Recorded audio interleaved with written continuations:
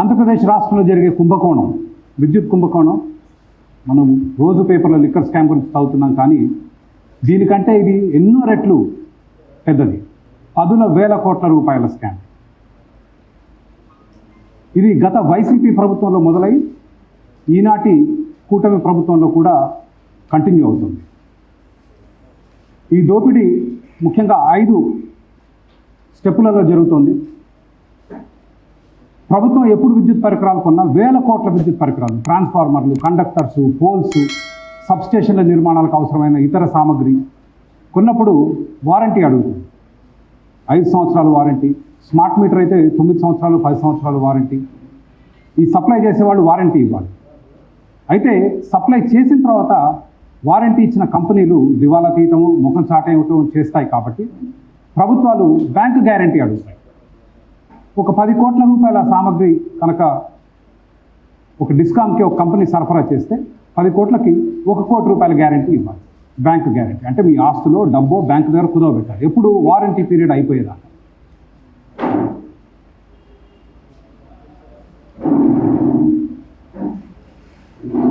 ఇవాళ వ్యవసాయ ట్రాన్స్ఫార్మర్లకి ప్రభుత్వం 5 సంవత్సరాల వారంటీ అడుగుతుంది. వేల కోట్ల రూపాయల వ్యవసాయ ట్రాన్స్ఫార్మర్ కొంటున్నారు. ఒక 1000 కోట్ల రూపాయల వ్యవసాయ ట్రాన్స్ఫార్మర్ కొంటే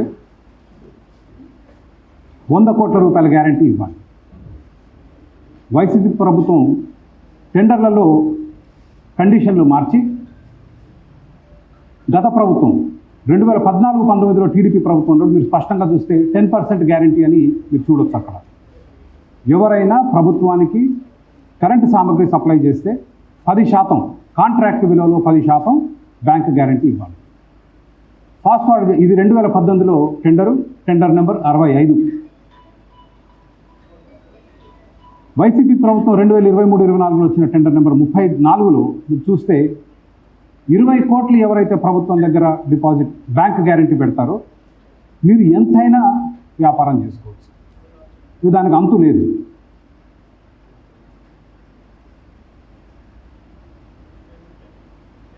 షిరిడి సాయి ఎలక్ట్రికల్స్ గురించి చాలా పత్రికలు పతాక శీర్షికల్లో రాశాయి. 10,000 కోట్ల రూపాయల వ్యాపారం, 94,000 కోట్ల రూపాయల వ్యాపారం కాంట్రాక్టులు ఇచ్చినట్టు. 10% గ్యారంటీ అంటే 9,400 కోట్లు. కానీ ఎంతలో చేస్తున్నారు? కేవలం ఒక్కొక్క డిస్కామ్కి 20 కోట్లు డిపాజిట్ చేసి 1,000 కోట్ల రూపాయల వ్యాపారం చేస్తారు. దీంతో ప్రజలకు జరిగే నష్టం ఏంటి? ఈ కండిషన్ పెట్టిందే ఈ వ్యాపారాలు ఎప్పుడన్నా దివాలా తీసి వారంటీ ఆనర్ చేయకపోతే రక్షణ కొరకు. ఈరోజు పరిస్థితి, ఒక్క కంపెనీకి 90,000 కోట్ల రూపాయల వ్యాపారం ఇచ్చి 20 కోట్ల గ్యారంటీతో చేస్తుంది. అది మొదటి స్టెప్లో ఒక కంపెనీకి సహాయం చేయడానికి వైసీపీ హయాంలో వచ్చిన మార్పు. అది ఈరోజు కూడా కూటమి ప్రభుత్వంలో కొనసాగుతుంది. ఇక రెండవ స్టెప్, ఆంధ్రప్రదేశ్ రాష్ట్రంలో విద్యుత్ రంగంలో వ్యాపారాలు చేసే వాళ్ళకి కనక వర్షం కురుస్తుంది. ఈ కనక వర్షం దేశంలో ఎక్కడా లేదు. అంటే ఈ అనూహ్యమైన లాభాలు సంపాదించుకునే అవకాశాలు కేవలం ఆంధ్రప్రదేశ్లో ఉన్నాయి. ఉన్నప్పుడు జరిగేది ఏంటి అంటే దేశంలో ఉన్న వాళ్ళందరూ ఆకర్షితులు అవుతారు. ఏంట్రా ఆంధ్రప్రదేశ్లో ముబ్బడిగా డబ్బులు ఇస్తున్నారంట. ఓ ట్రాన్స్ఫర్ అమ్మితే 70,000 ట్రాన్స్ఫర్ 1,40,000 వస్తున్నాయంట. కాబట్టి పోటీ రాకుండా అడ్డుకోవాలి. ఈ పోటీ రాకుండా అడ్డుకునే ప్రక్రియ 2 ప్రభుత్వాలు, గత వైసీపీ ప్రభుత్వం, ప్రస్తుత కూటమి ప్రభుత్వం ఎట్లా చేశాయో మీకు ఆధారాలతో సహా చూపిస్తాను. 2018లో టీడీపీ ప్రభుత్వం వ్యవసాయ ట్రాన్స్ఫార్మర్ల కొరకు టెండర్ 65 పిలిస్తే 7 కంపెనీలు క్వాలిఫై అయ్యి, మీరు అక్కడ కంపెనీల పేర్లు చూడవచ్చు. 2023లో వైసీపీ ప్రభుత్వం వచ్చిన తర్వాత గతంలో క్వాలిఫై అయిన కంపెనీలు కూడా డిస్క్వాలిఫై చేసి 8లో కేవలం 2 మాత్రమే క్వాలిఫై చేశారు. షిరిడి సాయి, తోషిబా. ఏ విధంగా చేశారు అంటే, ఇవి మీరు టెండర్ ఈ ప్రొక్యూర్మెంట్, ఆంధ్రప్రదేశ్ ప్రభుత్వ ఈ ప్రొక్యూర్మెంట్ సైట్లో చూస్తే ఈ వివరాలన్నీ కనిపిస్తాయి మీకు. 2023లో వైసీపీ ప్రభుత్వం టెండర్లు పిలిచినప్పుడు ఈఆర్డీఏ అనే సంస్థకి లేఖ రాసి ఇతర కంపెనీలు పోటీకి రాకుండా కేవలం ఒక్క సంస్థ షిరిడి సాయి అనే సంస్థకి కాంట్రాక్ట్లు వచ్చే విధంగా ఏం చేయాలో చాలా సవివరంగా అనధికారికంగా రాశారు. అంటే టెండర్లో పెట్టకుండా వాళ్ళకి లేఖ రాశారు. వాస్తవానికి ఉన్న కండిషన్లు ఉంటే టెండర్లో పెట్టాలి. దీంట్లో ఉన్న కండిషన్లు ఏంటి అంటే, టెండర్కి ఎవరైతే బిడ్లు వేస్తారో ఆ కంపెనీ దగ్గర మల్టీనేషనల్ కంపెనీలు ఉండేటువంటి 10 రకాల డిపార్ట్మెంట్స్ ఉండాలి. Finance department, human resources department, accounts department, sales department, marketing department.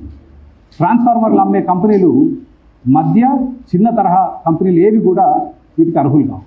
అంటే చిన్న కంపెనీలు, మధ్య తరహా కంపెనీలు, గతంలో వ్యాపారం చేసే కంపెనీలు ఏమైనా ఉంటే వాటిని పోటీ నుంచి నిర్మూలించడానికి ఈ కండిషన్లన్నీ పెట్టాడు.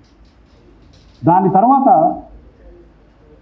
నెక్స్ట్ చిన్న తరహా కంపెనీలు అయిపోయిన తర్వాత ట్రాన్స్ఫార్మర్ తయారు చేసే కంపెనీలు వాడే పార్టులు ఏవైతే ఉంటాయో, మీ బైక్ కానీ కార్ కానీ కొనేటప్పుడు మీరు ఏమన్నా బైక్ కండిషన్ చూస్తారు, కార్ కండిషన్ చూస్తారు. టైర్ కంపెనీ చేసిందా, మిర్రర్ కంపెనీ చేసిందా మనం చూడం. వీళ్ళు పెట్టిన కండిషన్ ఏంటంటే ట్రాన్స్ఫార్మర్లో వాడే పార్ట్లన్నీ కూడా కంపెనీలే చేయాలి. దాంతోపాటు రకరకాల టెస్టింగ్ చేయాలి. టెస్టింగ్కి సంబంధించిన ల్యాబొరేటరీస్ ఆ కంపెనీల్లో ఉండాలి. దీనివల్ల జరిగింది ఏంటి అంటే, ఆంధ్రప్రదేశ్ రాష్ట్రంలో, ఇతర రాష్ట్రాల్లో ఏవన్నా చిన్న మధ్య తరహా కంపెనీలు ఈ వ్యాపారం చేయాలనుకుంటే అవుట్ అయిపోయారు ఒక దెబ్బ. ఒకవేళ ఏదైనా పెద్ద జాతీయ కంపెనీ ఆంధ్రప్రదేశ్ రాష్ట్రంలో ఈ కనక వర్షానికి ఆకర్షితులై జాతీయ కంపెనీ ఏదన్నా వస్తే దానికి కూడా కండిషన్ పెట్టాడు. ఏమని, మీరు కనుక టెండర్ గెలిస్తే 50% మళ్ళీ స్థానిక కంపెనీకి ఇవ్వాలి. ఆ స్థానిక కంపెనీ ఏదో మీకు రీపాటికే గెస్ట్ చేసి ఉండాలి, షిరిడి సాయి. ఇది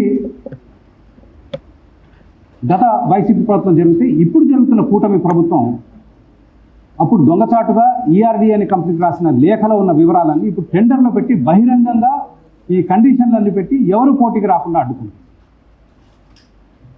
ఈ 10,000 కోట్ల రూపాయలు ఒక కంపెనీకి చెందాలంటే ఎవరు పోటీకి రాకుండా ప్రస్తుత ప్రభుత్వం, గత ప్రభుత్వం చాటుగా రాసిన లేఖలో ఉన్న అంశాలన్నీ టెండర్ నెంబర్ 94లో కనుక మీరు చూసుకుంటే అధికారికంగా ఎవరు పోటీకి రాకుండా అడ్డుకునే విధంగా ఈరోజు టెండర్లు ప్రస్తుత ప్రభుత్వం నడుపుతోంది. ఇందా నేను చెప్పినట్లు టెండర్ 94లో జాతీయ కంపెనీ ఏదన్నా పొరపాటున కనుక గెలిస్తే సగం వ్యాపారం మళ్ళా స్థానికులకే ఇచ్చేట్టు రాశారు.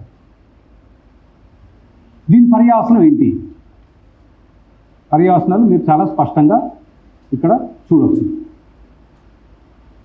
25,025 ట్రాన్స్ఫార్మర్లు, 55,000 ట్రాన్స్ఫార్మర్లు 2023-24 సంవత్సరం అనుకుంటా ఒక్క షిరిడి సాయి కంపెనీకి ఇచ్చారు. నేను ఇందాక చెప్పింది 8 కంపెనీలు బిడ్లు వేస్తే 2 కంపెనీలు గెలిచాయి. ఒకటి షిరిడి సాయి, రెండోది టొషిబా, జపాన్ కంపెనీ.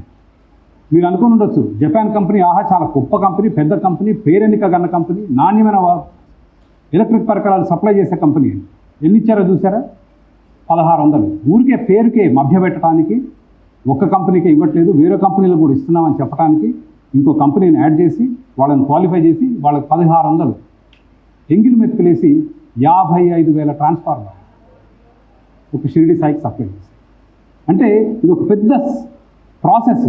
దీంట్లో ఇది ఒక పద్మవ్యూహం, రకరకాల లేయర్స్ దీంట్లో ఉండి ఎవరు రాకుండా అడ్డుకొని ఒక కంపెనీకి సహాయం చేయాలి. 505 కోట్ల రూపాయల ట్రాన్స్ఫార్మర్లు కొంటే 475 కోట్లు ఒక కంపెనీకి. ఒక షిరిడి సాయి అనే కంపెనీకి 505 కోట్ల ట్రాన్స్ఫార్మర్లు తిరుపతి డిస్కామ్ కొంటే ఒక్క కంపెనీకి 475 కోట్ల సామగ్రి ఇచ్చారు. సరే, అది వైసీపీ అవినీతి ప్రభుత్వం. దానికి వ్యతిరేకంగా ఎన్నికలకు ముందు చాలా భారీ ఎత్తున పోరాటం చేశారు. ఇందాక చూపించినట్లు ప్రస్తుత కూటమి ప్రభుత్వ సానుభూతి పత్రికలు కూడా భారీ ఎత్తున పతాక శీర్షికలు మొదటి పేజీల్లో విద్యుత్ రంగంలో జరిగిన అవినీతి గురించి మాట్లాడటం జరిగింది. ప్రభుత్వం మారింది, వాళ్ళు చేసిన పనులకు వాళ్ళు ఎన్నికల్లో ఓడిపోయారు, మంచి ప్రభుత్వం అధికారంలోకి వచ్చింది. మరి మంచి ప్రభుత్వంలో ఏం జరుగుతుంది? మంచి ప్రభుత్వంలో ఏప్రిల్ 1 నుంచి జూన్ 30 మధ్యన చూసుకుంటే 10,500 ట్రాన్స్ఫార్మర్లు తిరుపతి డిస్కామ్ కొంటే 8,400 ఒక్క షిరిడి సాయి నుంచి కొడుతున్నారు. ఏమీ మారలేదు. గత ప్రభుత్వానికి ప్రస్తుత ప్రభుత్వానికి మార్పు లేదు. ప్రభుత్వం మారింది కానీ కొనుగోలు పద్ధతులు, అవినీతి విధానాలు అన్నీ ఈ రోజుకి అదే విధంగా కొనసాగుతాయి. ఇక మొదటి దాంట్లో వేల కోట్ల రూపాయల పెట్టుబడి అవసరం లేకుండా, బ్యాంకు గ్యారంటీలు అవసరం లేకుండా ఒక కంపెనీకి సాయం చేసే విధంగా తీసుకొచ్చారు విధానాలు. రెండవ దాంట్లో పోటీ ఎలిమినేట్ చేశారు. చేసిన తర్వాత ఇప్పుడు అసలు విషయం దోపిడీ. పోటీ ఎవరు లేరు, పెట్టుబడి లేకుండా వ్యాపారం చేస్తున్న సంతోషంగా వేల కోట్ల బదులు 20 కోట్లతో ఇక దోపిడీకి తెరలేదు. ఏ విధంగా తెరలేదు? ఆంధ్రప్రదేశ్ రాష్ట్రం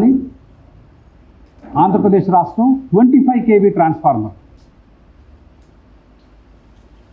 EEL3 3 స్టార్ ట్రాన్స్ఫార్మర్, 2 స్టార్ అనుకుంటాను, will get 2 star and 2 star EEL3 ట్రాన్స్ఫార్మర్లు తెలంగాణ, ఛత్తీస్గఢ్, ఉత్తరప్రదేశ్, ఆంధ్రప్రదేశ్ నాలుగిటిని పోల్చాం ఏ ధరలు కొంటున్నారని. తెలంగాణ వాస్తవానికి చాలా అధిక ధరలకు కొంటుంది. ఇతర రాష్ట్రాలతో పోలిస్తే మన పక్కనున్న తెలంగాణ రాష్ట్రం చాలా అధిక ధరలు కొంటుంది. ఎంత కొంటుంది? 87,000 రూపాయలు కొంటుంది. 87,791 ఒక్క ట్రాన్స్ఫార్మర్. అదే ట్రాన్స్ఫార్మర్ని ఛత్తీస్గఢ్ ఎంత కొంటుంది? 75,000. నేను అందుకే అన్నా తెలంగాణ రాష్ట్రం ఎక్కువ కొంటుంది, 87,000. ఛత్తీస్గఢ్ 75,000 మాత్రమే కొంటుంది. ఉత్తరప్రదేశ్ 73,000 కొంటుంది. ఇది 2024 సంవత్సరం.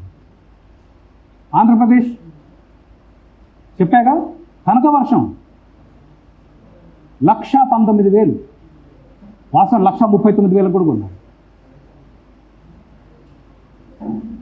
ఇతర రాష్ట్రాల్లో 70, 75, 80,000 అమ్మే ట్రాన్స్ఫార్మరు ఆంధ్రప్రదేశ్ రాష్ట్రంలో 1,19,000 పెట్టుకుంటున్నారు. జగన్ గారి ప్రభుత్వం 1,39,000 కూడా కొన్నారు. ఇది వైసీపీ కాలం. మరి వైసీపీ ఓడిపోయి మంచి ప్రభుత్వం వచ్చింది. ఇప్పుడు మంచి ప్రభుత్వ పాలన కొనసాగుతుంది. మంచి ప్రభుత్వంలో ఎంత కొంటున్నారు? అదే 1,19,000 కొంటున్నారు. మీ పర్చేస్ ఆర్డర్ కూడా ఇక్కడ చూసుకోవచ్చు స్పష్టంగా. ఏమీ మారలేదు. వాస్తవానికి ఇది 2 స్టార్ అన్నారండి, 2 స్టార్ ట్రాన్స్ఫార్మర్. వ్యవసాయానికి 2 స్టార్ ట్రాన్స్ఫార్మర్ సరిపోతుంది కానీ మన ప్రభుత్వం 2 స్టార్ ట్రాన్స్ఫార్మర్ కొనట్లేదు. 5 నక్షత్రాల ట్రాన్స్ఫార్మర్ కొంటున్నారు. 5 నక్షత్రాలు అంటే మన ఏసీలు, ఫ్రిడ్జ్లు కొనేటప్పుడు మనం పవర్ రేటింగ్స్ చూసుకుంటాం. అదేవిధంగా ట్రాన్స్ఫార్మర్లో కూడా రేటింగ్స్ ఉంటాయి. ఆ రేటింగ్స్ ప్రకారం విద్యుత్తుకి, వ్యవసాయానికి 5 నక్షత్రాలు ఎందుకు అవసరం లేదంటే 8, 9, 10 గంటలు మాత్రమే వ్యవసాయానికి విద్యుత్ ఉంటుంది. కాబట్టి దాని మీద పెట్టే ఖర్చుకి సరిపోను రిటర్న్స్ రావు.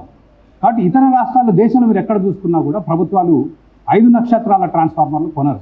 ఒక ఆంధ్రప్రదేశ్, దివాలా తీసిన ఆంధ్రప్రదేశ్ రాష్ట్రం మాత్రం విపరీతంగా ఖర్చు పెట్టి లగ్జరీ కార్లు, BMW కారు కొన్నట్లు 5 నక్షత్రాల ట్రాన్స్ఫార్మర్ కొంటారు. ఎందుకు? కింద నేను చెప్పింది పోలిక. 1,36,000 పెట్టుకున్నారు ప్రస్తుత మంచి ప్రభుత్వం. గత ప్రభుత్వం కూడా అదే రేటుకు కొన్నారు అనుకోండి. అవసరం లేని ట్రాన్స్ఫార్మర్లు అధిక ధరలకు 1,19,000 తగలబెట్టిన సరిపోక 1,39,000 పెట్టుకోవడం, 36,000 పెట్టుకుంటున్నారు. గతంలో 1,39,000, దాదాపు 1,40,000 పెట్టు. ఇది నేను ఒక్క అంశం, ఒక వ్యవసాయ ట్రాన్స్ఫార్మర్ మీద చేసిన పరిశోధనలో వచ్చిన వివరాలు. ఇట్లా మీరు ఇతర పార్ట్స్లో కనుక వెళితే, పోల్స్ కానివ్వండి, కండక్టర్స్ కానివ్వండి, మీకు అవినీతి మామూలుగా ఉండదు. స్మార్ట్ మీటర్లు మీ అందరికీ తెలిసిందే, రోజు వింటూనే ఉన్నాం స్మార్ట్ మీటర్ల గురించి. ఏ విధంగా 2, 3, 4 ఇంతల ధరలు చెల్లించి ఆంధ్రప్రదేశ్ రాష్ట్రం స్మార్ట్ మీటర్లు వాళ్ళు. ఇక మీకు తెలిసిందే, ఈ మధ్య మనం విన్నాం, ప్రభుత్వం దాదాపు 12,000 కోట్ల ట్రూ-అప్ ఛార్జీలు ప్రజల మీద మోపడానికి సిద్ధం అవుతోంది. అది ఎందుకో మీరు అర్థం చేసుకోవచ్చు. ఈ విధంగా 30-40% ధరలు పెంచి కొనుగోలు చేసి కాంట్రాక్టర్లను బాగుపరిచి ఆ భారం ఈరోజు ప్రజల మీద ఎట్లా మోపబడుతుందో మీరు చూడొచ్చు. ఇందా నేను బిల్ కూడా చూపించాను. నా స్నేహితుడు విజయవాడలోనే వ్యాపారం చేస్తాడు. అతని బిల్లు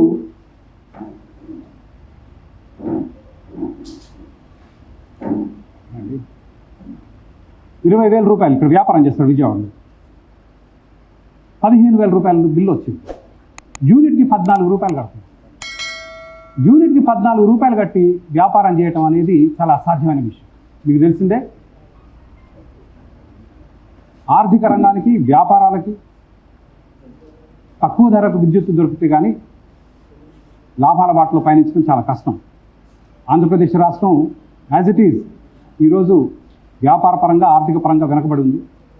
దానికి తోడు ఈ విద్యుత్ ధరల బాధుడు ఇది వ్యాపారం మీద కాదు, ప్రజల మీద కూడా ఈ భారం ఈరోజు పడుతుంది.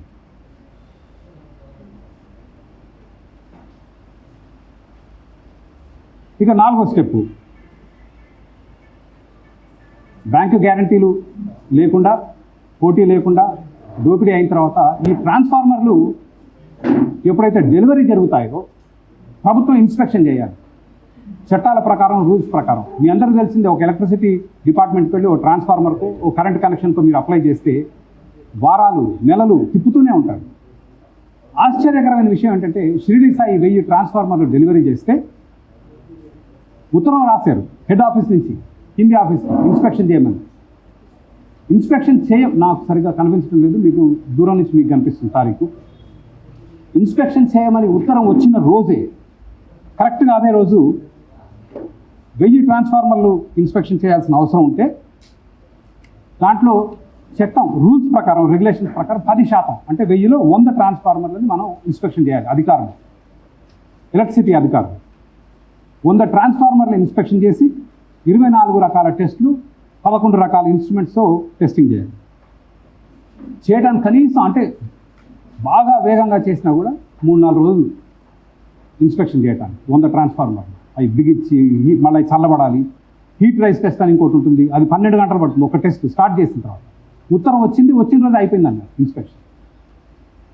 అంటే మింగినంటే ధరలు చెల్లిస్తూ, పోటీ లేకుండా సహాయం చేస్తూ, గ్యారంటీలు లేకుండా ఇన్ని చేసి సరే వచ్చిన సామగ్రినన్నా ఇన్స్పెక్షన్ చేస్తున్నారంటే ఇది పరిస్థితి. వాళ్ళు చేయాల్సిన టెస్టులు ఇవి, 24 రకాల టెస్టులు, వాడాల్సిన ఎక్విప్మెంట్లు ఇవి ప్రభుత్వ రెగ్యులేషన్స్. నేను తయారు చేసినవి కావు. ఇవన్నీ ఒక రోజులో అయిపోయాయి. 1000 ట్రాన్స్ఫార్మర్లు వస్తే అయిపోయాయి. ఇక చివరిగా ముగించే ముందు ఇందాక చెప్పినట్లు మన ఏసీలకి, ఫ్రిడ్జ్లకి స్టార్ రేటింగ్ ఉన్నట్లు ట్రాన్స్ఫార్మర్లకు కూడా స్టార్ రేటింగ్స్ ఉంటాయి. అవసరం లేని ట్రాన్స్ఫార్మర్లు 5 నక్షత్రాల ట్రాన్స్ఫార్మర్ కొంటున్నారు. మీరు ఎవరినైనా అడగండి, వ్యవసాయానికి అవసరం లేదు. ఇండస్ట్రీ అంటారా, ఏదో టెక్నాలజీ కంపెనీ నడుస్తుంది, వైజాగ్లో టీసీఎస్, ఇన్ఫోసిస్ నడుస్తుంది, వాళ్ళకి నిరంతరాయంగా పవర్ సప్లై చేయాలి కాబట్టి 5 స్టార్ ట్రాన్స్ఫార్మర్ బిగిస్తున్నట్టు అర్థం చేస్తుంది. వ్యవసాయానికి అవసరం లేదు, కానీ కొంటున్నారు విపరీతంగా. ఈ కొన్నది టెండర్లో మీరు చూస్తే స్పష్టంగా రాశారు, EEL5 టెండర్ 94, కానీ డెలివరీకి వచ్చేటప్పటికి పర్చేజ్ ఆర్డర్లో, ఇన్స్పెక్షన్ రిపోర్ట్లో EEL3 అని పెట్టారు. మరి వాళ్ళు మీరు ప్రైస్ డిఫరెన్స్ రెండింటి మధ్య వ్యత్యాసం చూసుకుంటే, మీరు కింద గుర్తు చేసుకుంటే 2 స్టార్ ట్రాన్స్ఫార్మర్ 1,19,000, 5 స్టార్ ట్రాన్స్ఫార్మర్ 1,39,000 దాకా ఉంది. 1,40,000 పెట్టి కూడా కొన్నారు. టెండర్ ఏమో EEL5కి, పర్చేజ్ ఆర్డర్ EEL3, ఇన్స్పెక్షన్లో కూడా EEL3. అంటే మరి చెప్పినవి కూడా సప్లై చేయట్లేరా? టెండర్ డాక్యుమెంట్ ప్రకారం ప్రభుత్వం ఏదైతే కొంటామని చెప్తుందో, మరి షిరిడి సాయి అనే కంపెనీ ఏం సప్లై చేస్తుంది? అన్ని షిరిడి సాయి స్టార్ట్ చేయండి, మీరు ఇందాక గమనిస్తే. ఇది ఈ విధంగా ఆంధ్రప్రదేశ్ రాష్ట్రంలో ఒక ఉదాహరణగా మేము వ్యవసాయ ట్రాన్స్ఫార్మర్ తీసుకుంటే అవినీతి స్థాయి ఏ స్థాయిలో అవినీతి జరుగుతుందో మీరు గమనించండి. దీని మూలంగా రాష్ట్రానికి, రాష్ట్ర ప్రజలకి, రాష్ట్రంలో ఉండే వ్యాపారాలకి, రాష్ట్ర ఆర్థిక వ్యవస్థకి అపారమైన నష్టం జరుగుతుంది. ఇది ప్రజలు గుర్తిస్తారని ఆశిస్తూ ఈ ప్రజెంటేషన్ చేయడం జరిగింది. Thank you.